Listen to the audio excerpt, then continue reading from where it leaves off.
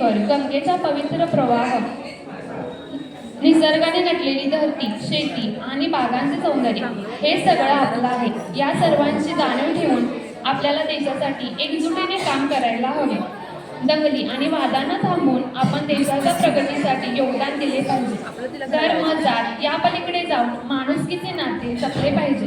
एकमेकांशी प्रेमाने वागून देशाला पुढे नेण्याचा प्रयत्न केला पाहिजे. हे गीत आपल्याला एकता, समर्पण आणि देशप्रेम यांचा संदेश देते. म्हणूनच आपण सर्वांनी या देशासाठी आपापल्या पातळीवर योगदान द्यायला हवे. धन्यवाद.